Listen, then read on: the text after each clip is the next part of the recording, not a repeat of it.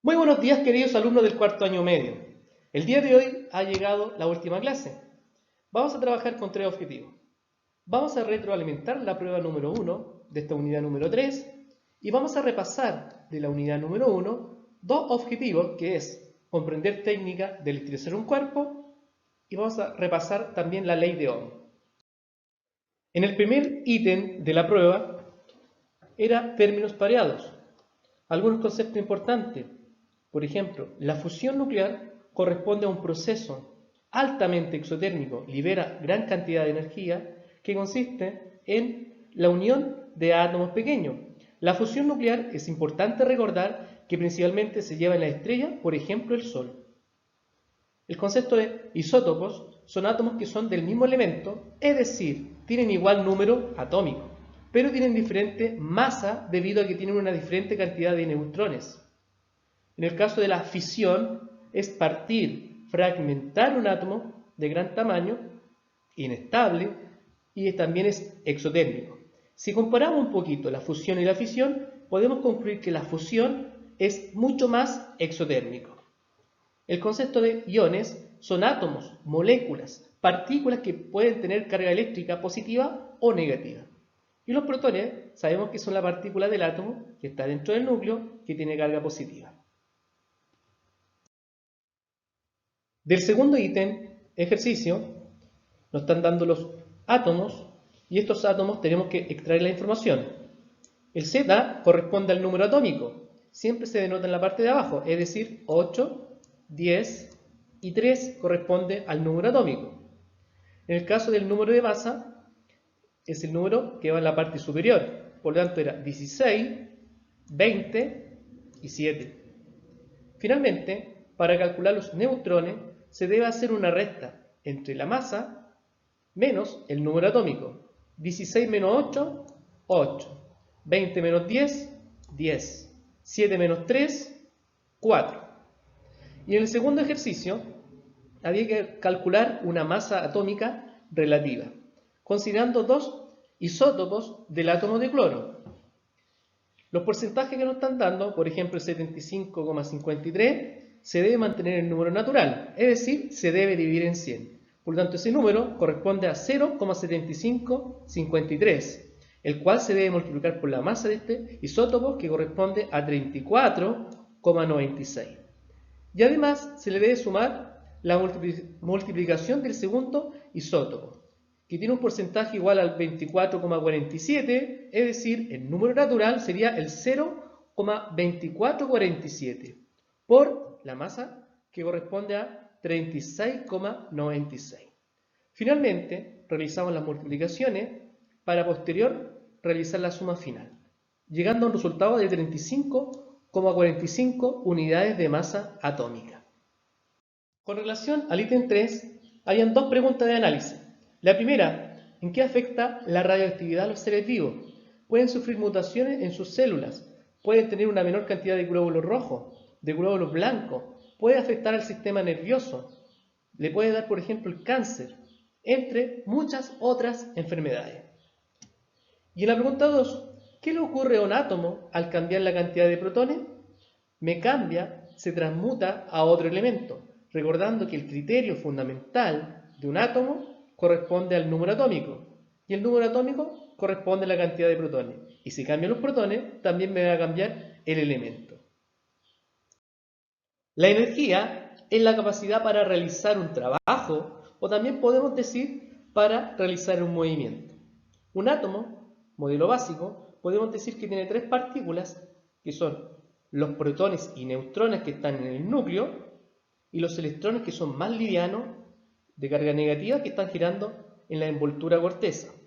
Y el movimiento de los electrones se relaciona con lo que es la energía eléctrica, la cual siempre va a fluir del polo positivo al polo negativo.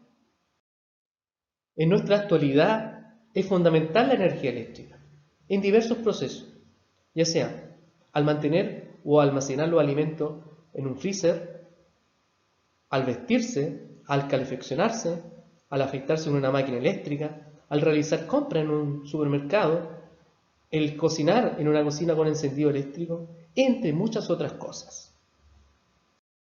Una propiedad fundamental de la materia es la carga eléctrica. Independiente que tengamos un átomo en estado neutro fundamental, este átomo igual tiene cargas eléctricas. En el caso que sea neutro, tiene igual cargas positivas que cargas negativas, es decir, igual cantidad de protones que de electrones. Lo más probable es que puede sufrir una transferencia de electrones, y en ese caso se va a transformar en lo que es un ion, positivo o negativo. La carga eléctrica se relaciona con las interacciones que pueden tener estas partículas. Por ejemplo, si tenemos dos cuerpos que tienen la misma carga, estos cuerpos se tienden a alejar. Y en el caso que tengamos dos cuerpos con cargas diferentes, estos cuerpos se atraen. Una importante ley es la ley de conservación de las cargas, lo que quiere decir que las cargas que tenemos al comienzo deben ser igual a las cargas que tenemos después de una transferencia de electrones. En este ejemplo, podemos tener o podemos analizar un cuerpo A y un cuerpo B inicialmente. Si sumamos estas cargas del cuerpo A y cuerpo B, tenemos que tiene 7 cargas negativas y 4 cargas positivas. Después de una transferencia de electrones, específicamente donde se transfirió un electrón desde el cuerpo A hasta el cuerpo B, podemos sumar nuevamente los electrones al final del cuerpo B y del cuerpo A y llegamos a la misma cantidad, 7 electrones y 4 protones. Los materiales los podemos clasificar en conductores o aislantes dependiendo si permiten el paso de la corriente eléctrica. Un conductor es un material que permite el paso de la corriente eléctrica. Ejemplo, diversos metales, el grafito que tiene el interior del lápiz mina, entre otros. Aislantes no permiten el paso de la corriente eléctrica. Las gomas, los plásticos, las maderas, etc. Si hablamos de sustancias acuosas, agua, podemos decir que un agua destilada, un agua sin impureza, es un agua que no permite el paso de la corriente eléctrica. Pero si a esta agua destilada le agregamos cloruro de sodio, es decir, sal común, que es un compuesto iónico, este compuesto iónico, la sal, se separa, se disocia. En este caso, sodio más, cloro menos. Por lo tanto, tenemos diferencias de carga. Y el agua con sal sí me permite el paso de la corriente eléctrica. Nuestro cuerpo, importante recordar que tiene diversas sales. Por lo tanto, nuestro cuerpo es un buen conductor eléctrico. Nos podemos dar cuenta de repente cuando nos sacamos un chaleco de lana, cuando estamos cerrando la puerta del auto, que hay un traspaso de corriente eléctrica. El daño que puede sufrir una persona al electrocutarse va a depender de la cantidad del voltaje recibido.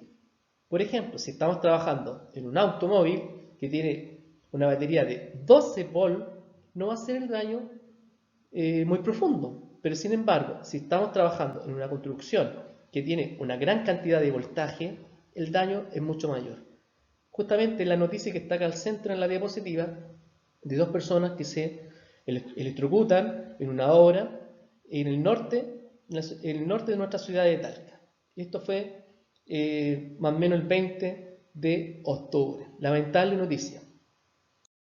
Existen 3 técnicas o métodos para electrizar un cuerpo. La primera, contacto. Es decir, un cuerpo cargado, ya sea positivo o negativo, toca un cuerpo neutro y el cuerpo neutro también se ha cargado eléctricamente y se carga con la misma carga que tenía el cuerpo que lo está cargando. Un segundo método es el frotamiento. Cuando yo froto dos cuerpos inicialmente neutros, existe un traspaso de electrones. Va a depender del tipo de material. Hay materiales que son más electronegativos y otros son más electropositivos. Y el tercer método se llama inducción, que consiste en mantener un cuerpo cargado, el cual se acerca a un cuerpo neutro. Por lo tanto, el cuerpo neutro reorganiza sus cargas, existiendo una atracción por diferencias de cargas. A modo de resumen, podemos decir que la carga eléctrica es una propiedad que tienen todos los cuerpos, la cual consiste, en el caso de tener un exceso de electrones, se transforman en átomos o moléculas con carga negativa, conocida con el nombre de anión. Y en el caso de tener una carencia o un déficit de electrones, me quedan con carga positiva, transformándose en un catión. Y también tenemos las tres técnicas para electrizar un cuerpo, que es el contacto, frotamiento e inducción. Existen tres variables que se relacionan con la ley de Ohm. La primera corresponde a la intensidad de corriente eléctrica, la cual corresponde al flujo de carga negativa que circula de un polo negativo hacia un polo positivo. La unidad es el ampere, y una fórmula para poder calcular la intensidad de carga eléctrica corresponde a la carga eléctrica dividido en el tiempo. La carga eléctrica está representada con la Q y la unidad es el coulomb, y el tiempo debe estar en segundos. La segunda variable que se relaciona con la ley de Ohm es el voltaje, el cual corresponde a una diferencia de potencial entre dos puntos de un conductor eléctrico. Y la tercera y última variable es la resistencia, que es un obstáculo al paso de una corriente eléctrica.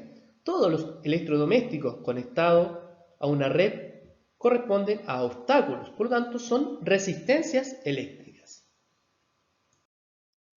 La ley de Ohm establece entonces la relación de la intensidad de corriente eléctrica, el voltaje y la resistencia. Podemos decir que la intensidad de resistencia eléctrica es igual al voltaje dividido en la resistencia.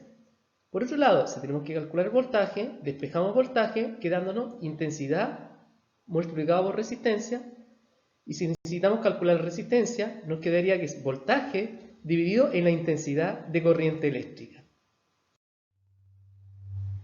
Tenemos tres tipos de circuitos eléctricos. El circuito en serie es el circuito que sigue una pura línea donde todas las intensidades de corriente son iguales. Tenemos el circuito en paralelo, que la corriente sigue más de un camino y donde todos los voltajes son iguales.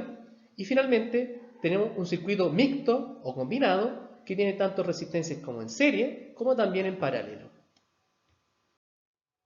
Para poder calcular la suma o la resistencia total del circuito en serie, se debe sumar como se suman los números naturales. En este ejemplo tenemos tres resistencias, una de 2, la segunda de 2 y la tercera de 2, por lo tanto la resistencia total sería igual a 6 ohm. Cuando tenemos un circuito en paralelo, estas resistencias se deben sumar como un inverso multiplicativo, es decir, como fracciones. En el ejemplo tenemos tres resistencias, la primera de 10, la segunda de 5 y la tercera de 5. Por lo tanto, nos quedaría la suma de un décimo más un quinto más un quinto, donde el mínimo común sería 10. El 10 en el 10, una vez. El 5 en el 10, dos veces. Y el 5 en el 10, nuevamente 2. Por lo tanto, nos daría 5 décimos. Y este resultado finalmente se tiene que invertir. Por lo tanto, la resistencia es igual a 10 dividido en 5, es decir, sería igual a 2. Y la unidad de resistencia es el ohm. Cuando tenemos un circuito combinado o mixto, lo primero que se debe hacer es sumar la resistencia en paralelo. Por lo tanto, vamos a sumar la resistencia 2, que es igual a 4 ohm, con la resistencia 3, que es igual a 12 ohm. Una forma de sumar dos resistencias en paralelo es multiplicar esta resistencia en el numerador, en la parte de arriba, y sumar los valores de esta resistencia en el denominador, en la parte de abajo. Por lo tanto, nos daría 48 dividido en 16, es decir, 3. Por lo tanto, la suma de estas dos resistencias, que ahora sería solamente una, y en serie, es igual a 3. Y ahora tenemos tres resistencias que están en serie. La resistencia 1, que es 5, la resistencia de la suma que salió de las 2 y 3, que sería igual a 3, y la resistencia 4, que sería 8. Por lo tanto, sumamos 3 más 5 más 8, llegando a una resistencia total igual a 16 ohm. A modo de resumen de la clase, vamos a desarrollar las siguientes preguntas. ¿Cuál es la diferencia entre un circuito en serie y un circuito en paralelo? Por ejemplo, el circuito en serie sigue un puro camino, y todas las intensidades son iguales. En cambio, en el circuito en paralelo, la corriente se divide y en este todos los voltajes asociados a alguna resistencia van a ser iguales. ¿Qué tipo de circuito tenemos en la casa o en el colegio?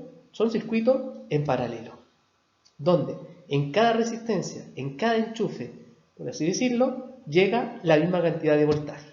Específicamente, el voltaje de la red domiciliaria de corriente son 220 volts. ¿Cómo se genera la energía eléctrica en Chile?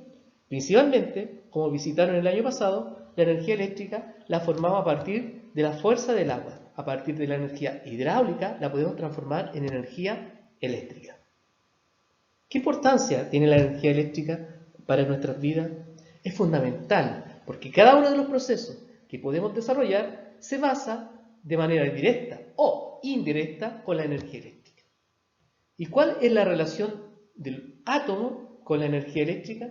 Que a partir del átomo, específicamente de la partícula llamada electrones, se puede producir el movimiento de estos transformándolo en energía eléctrica. Me despido con un fuerte abrazo a cada uno de ustedes, recordándole que por cualquier duda, consulta, está mi correo electrónico ego456@gmail.com y también les quiero invitar a que estén visitando constantemente la página de nuestro colegio www.ginflorida.cl. Hasta luego.